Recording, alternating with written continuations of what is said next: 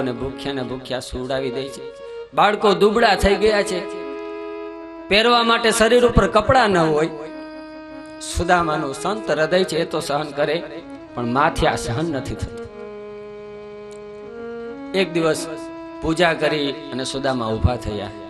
સુશીલાજી પગમાં પડી ગયા, વિનંતી કરે છે, મહારાજ મેં અત્યાર સુધી આપની સેવા કરી છે, મેં આજ દિવસ સુધી મેં તમારી પાસે કંઈ માગ્યું નથી. આજ જો તમે મને આજ્ઞા આપો ને તો મારે કંઈક માગવું છે, તમે મને આપશો? શું જરૂર પડી દેવી, શું જોઈએ છે તમારે?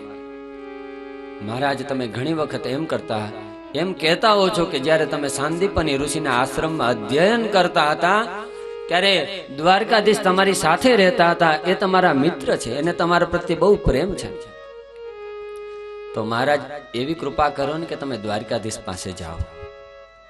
દ્વારકાધીશ પરમ કૃપાળુ છે, આપણું દુઃખ દૂર કરશે. ત્યારે સુદામા કહે છે કે દેવી, મેં અયાચક વ્રત લીધું છે, મારાથી કોઈની પાસે માગી શકાય નહીં. હું માગવા ન જાઉં. મહારાજ હું માગવા માટે નથી કહેતી આપને, હું એમ આપને વિનંતી કરું છું કે એક વખત તમે દ્વારકાધીશને મળવા જાઓ. દ્વારકાધીશ અંતર્યામી છે, એ જાણી જશે અને આપણા દુઃખ દૂર થશે. મહારાજ હું મારા માટે નથી માંગતી, હું મારા સંતાન માટે માંગુ છું. આપણા માટે ભગવાન પાસે ન માગવું, પણ બીજા માટે ભગવાન પાસે આપણે માગી શકીએ છીએ. જેવી રીતે રંતી દેવે માગેલું કે હે પ્રભુ સર્વેત્ર સુખિના સંતુ સર્વે સંતુ નિરામયા સર્વે ભદ્રાણી પશ્યંતુ માં કશ્ચિત દુઃખ ભાગ ભવે. આ સંસારને સુખ આપજો અને એના જે દુઃખ હોય એ મને આપી દેજો. ભલે આપણે આપણી માટે દુઃખ નથી માગવા, પણ બીજા માટે હંમેશા પરમાત્માને પ્રાર્થના કરવી કે હે પરમાત્મા બધાને સુખી કરો, બધાને સુખ શાંતિ સારું આરોગ્ય પ્રદાન કરો. મહારાજ હું મારા સંતાન માટે માંગુ છું, તમે જાઓ દ્વારકાધીશના દર્શન કરો. સુદામાજી તૈયાર થયા છે. ફાટેલી ધોતી, દુબળી કાયા, લલાટમાં ત્રિપુંડ કરેલું છે, જટા ધારણ કરી છે, ભૂખ્યા છે ઘણા દિવસથી, આંખ ઊંડી ઉતરી ગઈ છે, એકદમ દુબળી કાયા છે, વૃદ્ધ જેવી દશા થઈ છે. જવા માટે તૈયાર થયા, ઉભા થયા, પરંતુ તરત પાછા બેસી ગયા નિરાશ થઈને. સુશીલાજી પૂછે છે, મહારાજ કેમ બેસી ગયા પાછા? સુદામાજી કહે છે કે દેવી, કનૈયાને માગવાની બહુ ટેવ છે. ગુરુજીના આશ્રમમાં રહેતા તો એ મારી પાસે માગતો, એ ભલે આજે રાજા થઈ ગયો હોય, પણ મારા માટે તો મારો કનૈયો મારો મિત્ર છે, નાના ભાઈ જેવો છે, અને નાના ભાઈનો અધિકાર હોય મોટાની પાસે માગવાનો. હું જઈશ તો કનૈયો મારો નાનો ભાઈ છે, મારી પાસે માગશે. સુદામા શું લાવ્યો? મારા ઘરમાં મારા સંતાનોને આપવા માટે કંઈ ન હોય, હું કનૈયાને શું આપીશ? મને સંકોચ થાય છે, હું કૃષ્ણની પાસે નહીં જાઉં. સુશીલાજી કહે છે, મારા ચિંતા ન કરો, હું કોઈ વ્યવસ્થા કરું છું. ઇતિહાસ એમ કહે છે કે સુશીલાજી પોતાના પાડોશમાં ગયા, પાડોશીને કહે, વિનંતી કરે, તમારા ઘરમાં કંઈ હોય તો અમને આપો. પાડોશીએ એક મુઠ્ઠી પૌવા આપ્યા છે. બીજા ઘરે ગયા, બીજી મુઠ્ઠી પૌવા, ત્રીજી ઘરે જઈ ત્રીજી મુઠ્ઠી પૌવા, અને એવી રીતે 3 મુઠ્ઠી પૌવા ભેગા કર્યા છે.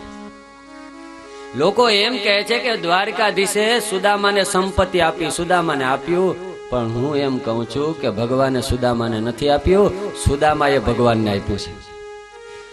સુદામાએ જે 3 મુઠ્ઠી પૌવા આપ્યા ને, એના બદલામાં ભગવાને ભલે ત્રિલોકની સંપત્તિ આપી હોય, પણ એ પણ ઓછી છે.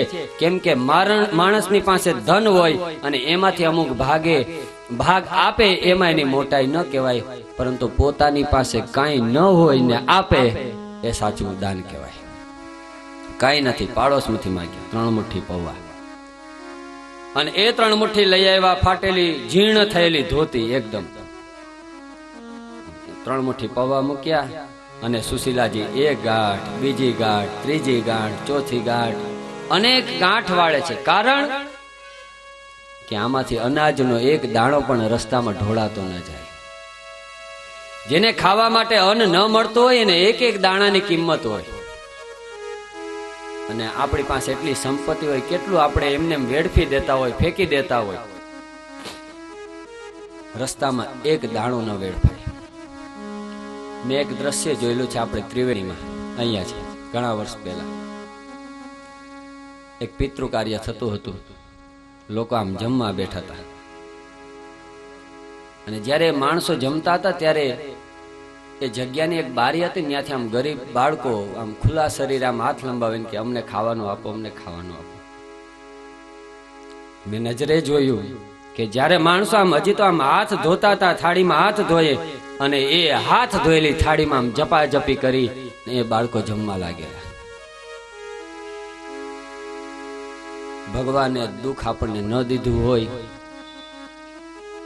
તોય હંમેશા યાદ કરું કે સંસારના લોકોને કેટલું દુઃખ છે. પરહિત સરસી ધર્મ નહીં ભાઈ, પર પીડા સમ નહીં અતમાઈ. બીજાને મદદ કરવી થાય એટલી. તો એક પણ દાણો રસ્તામાં ઢોળાઈ ન જાય, એક ગાંઠ બીજી ગાંઠ ઘણી ગાંઠો વાળી, અને એવી રીતે 3 મુઠ્ઠી પૌવા હરખાત હરખાત. ધનવાન માણસ હોય એને કિંમત ન હોય, પણ ગરીબનો બાપ મજૂરી કરતો હોય, એ 5 રૂપિયાનું બિસ્કિટનું પેકેટ પોતાના દીકરા માટે લઈને આવતો હોય તો રસ્તામાં હરખાતો હોય કે આજ હું ખાલી હાથે નથી જતો, આજ મારા દીકરા માટે હું બિસ્કિટનું પેકેટ લઈ જાઉં. 3 મુઠ્ઠી પૌવામાં